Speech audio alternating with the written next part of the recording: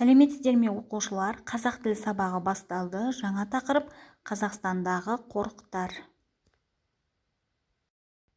Оқу мақсаты мәтін құрылымын сақтай отырып, графиктік мәтіндегі деректердің маңызды тұстарын анықтап жазу. Тұрлаулы және тұрлаусыз сөйлем мүшелерінің сөйлем жасаудағы өзіндік орнын, қызметін түсініп қолдану. Бірінші тапсырма: мәтінді оқи отырып, қорық, ландшафт, жота, тың дала, гектар терминдерін ғылыми деректерді пайдалана отырып диалог құрастырыңыздар.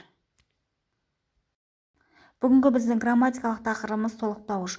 Толықтауыш дегеніміз сөйлемде етістіктен, сын есімнен, үстеуден жасалған баяндауышты, яғни іс-әрекеттің немесе сапаның нысаны ретінде сөйлемді жайылмаға айналдыратын тұрлаусыз мүше. Мысалы, түс ауа бригадир мені атқа мінгестіріп алды да жұмысқа қарай алып жүрді. Толықтауыштың сұрақтары атау мен іліктен басқа септік сұрақтары болып табылады. Екінші тапсырма: берілген сөйлемдерді сөйлем мүшесіне талдай отырып толықтауыш қызметінде тұрған сөздің мағынасын тауып жазыңыздар.